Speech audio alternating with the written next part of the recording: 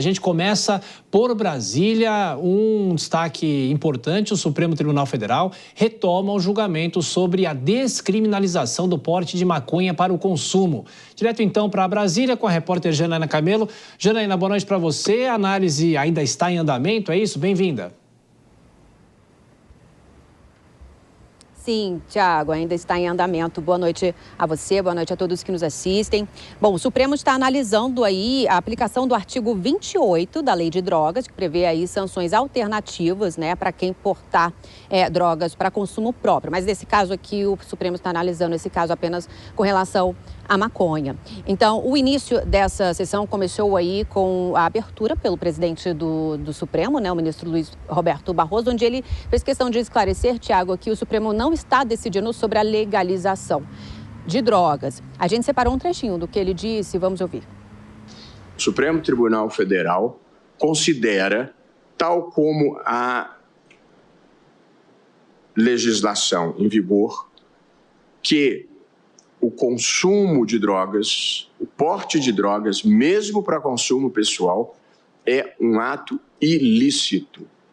Portanto, o Supremo não está legalizando droga.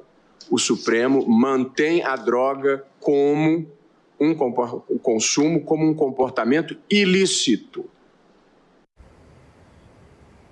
E aí, Tiago, o ministro, ele fez questão aí de fazer essa explicação, porque ele disse que momentos antes aí do julgamento, ele recebeu uma ligação, um telefonema do presidente da Confederação Nacional de Bispos do Brasil, se dizendo aí preocupado com esse julgamento.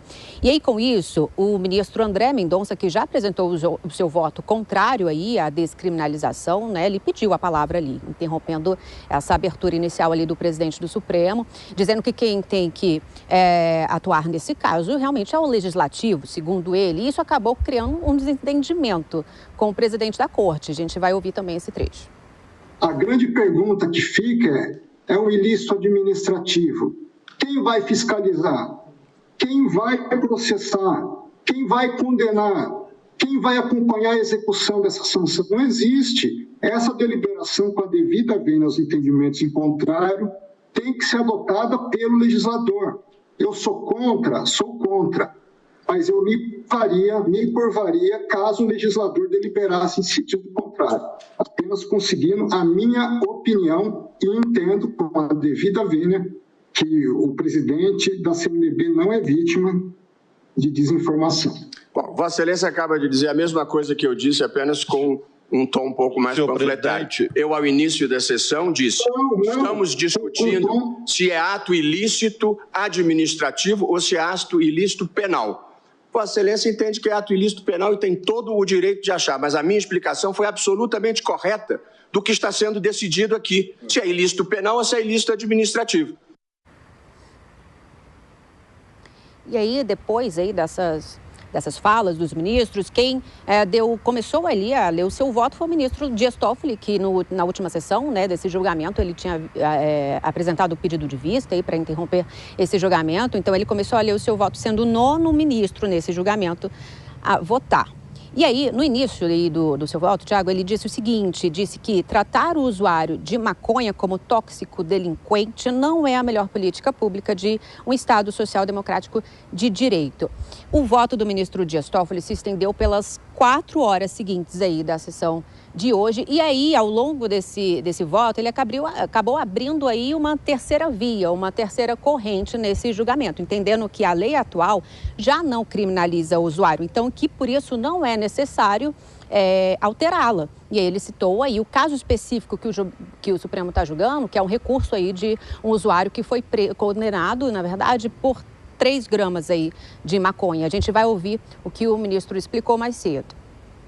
O recorrente foi condenado na origem pelo artigo 28, caput da Lei 11.343, por portar 3 gramas de maconha, a pena de 2 meses de prestação de serviço à comunidade.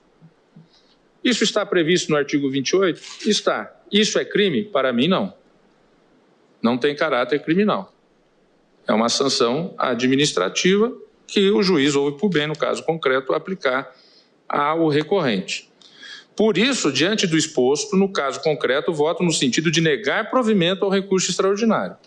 E nos termos da fundamentação do meu voto, eu manifesto e aí numa linha concordante com a posição do relator e dos que o seguiram, que a condenação do recorrente, ministro Gilmar, ministro-presidente, não gera efeitos penais.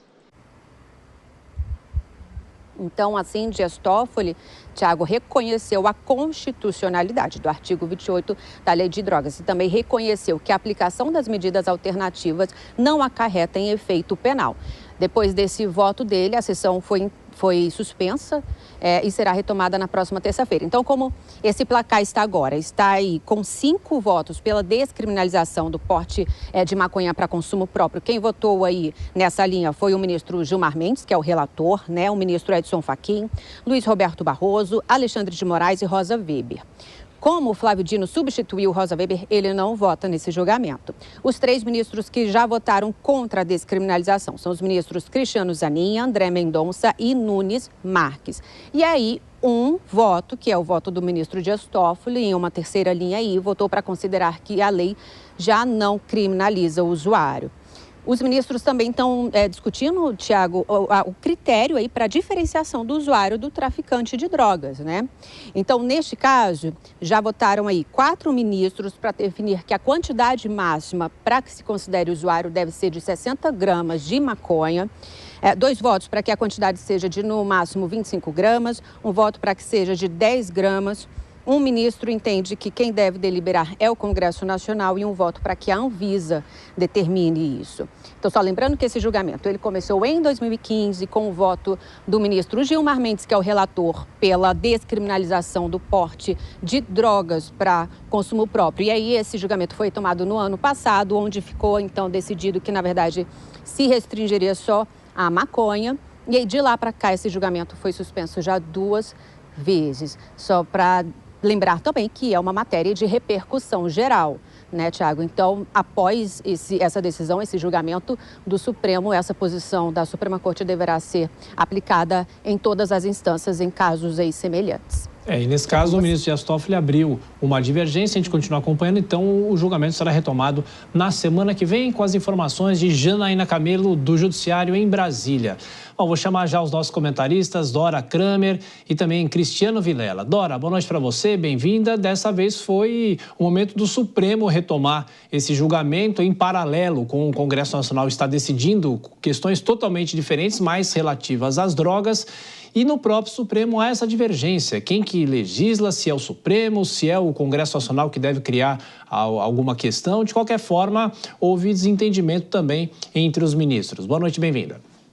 Boa noite, Tiago. Boa noite, Vilela. Boa noite a todos. Olha só, Vilela vai me ajudar a entender melhor, vai me dizer se eu entendi direito, Vilela. Na questão, o ponto comum, porque tem várias divergências da quantidade e tal, mas tem um ponto, é que se o ilícito é penal ou não é. Pelo que eu entendi, tem maioria contra o ilícito ser penal, porque o ministro Dias Toffoli, apesar de ter feito aí uma ressalva, ele se aliou ao relator. Portanto, são 6 votos contra o ilícito ser penal e 3 a favor, a maioria. Isso é contra a tendência do Congresso, né? Porque a PEC das drogas, se eu também não estou enganada, ela considera tudo ilícito penal, não faz diferenciação. E se o Supremo ainda vai, porque essa questão não se esgotou hoje, né? Agora eu fico em dúvida e aí eu já vou tirar a sua oportunidade, Tiago, já vou eu perguntando logo para o Vilela. Pois é, como é que fica na prática? Quer dizer, hoje está valendo a lei, o que diz a lei. Não é nem o Congresso, que é o Congresso, nem o Tribunal Superior Eleitoral. Mas se o Supremo decidir essa coisa antes do Congresso, como é que fica? Bom, primeiramente uma boa noite para você, Dora, Tiago e todos que acompanham o Jornal Jovem Pan. Olha, essa decisão, uma vez aprovada, uma vez colocado em prática, ela vai ter repercussão geral. Então, o que ficar decidido nesse julgamento vai ser a interpretação constitucional que vai ser dada em relação ao tema. Só vai mudar se houver uma mudança legislativa, se houver aprovação de uma PEC, aprovação de uma legislação que venha a mudar o quadro. No caso da situação que tenhamos hoje, a partir do fim do julgamento, nós vamos ter essa posição do Supremo passando a valer. E aí, já entrando um pouco no julgamento, Dora, realmente é uma colcha de retalhos, porque você tem discussão se é um ilícito penal ou administrativo, você tem uma discussão sobre a quantidade de gramas de maconha que estariam sendo portadas, é algo que realmente entra numa esfera que, no meu entendimento, é uma esfera muito mais do legislativo. É o legislativo quem tem que dizer se determinada prática é crime ou não, especialmente quando se trata de direito penal. E aí, nesse sentido, eu discordo de quem pensa o contrário, dos ministros, dos votos bem fundamentados em contrário, mas, ao meu ver, esse tema é regulado por uma lei penal, uma lei que trata realmente de uma prática penal, que é a prática do porte de drogas. Eu não consigo ver, por mais que eventualmente a penalidade não seja restritiva de direitos, não seja uma penalidade de encarceramento, no meu entendimento, estamos falando de matéria penal. E quando se trata de matéria penal, é só a legislação quem poderia, eventualmente, criar ou fazer com que determinado crime deixe de ser crime. Mas, enfim, vamos ter assunto para realmente muito tempo ainda pela frente. E Dora, só lembrando que essa decisão ou discussão no Supremo começou em 2015, como a Janaína falou, e fica essa corrida, né? Primeiro vai o Supremo, depois vai o Congresso Nacional. Se alguém na semana que vem pedir vista, mais 90 dias de adiamento da discussão. É uma corrida entre os poderes, Dora? Pois é, e se nesse meio tempo o Congresso votar, aí o que faz? Aí fica valendo, porque aí é emenda constitucional, né, Vilela? Né? Exatamente. Quem votar primeiro ganha. Não, mais ou menos, Vilela, não é? Porque aí vai alguém e contesta a constitucionalidade disso que foi aprovado, e aí volta para o Supremo. Quer dizer, sabe parafuso que não tem, que perde aquela volta, fica girando em falso o tempo todo. É o parafuso espanado, meu caro Cristiano Vilela, não é isso? Exatamente. E essa questão que muitas vezes a gente faz algumas críticas no sentido do judiciário acabar se envolvendo em temas mais de natureza política, em temas vinculados ao legislativo. Porque, no final das contas, quem tem que dar a última palavra é o judiciário. E quando o judiciário está envolvido dentro da celeuma, fica sempre a discussão. Vamos recorrer para quem, né? Então, na semana que vem, a gente continua essa discussão. Fica aqui já marcado o dia e a hora, inclusive, aqui no Jornal Jovem Pan.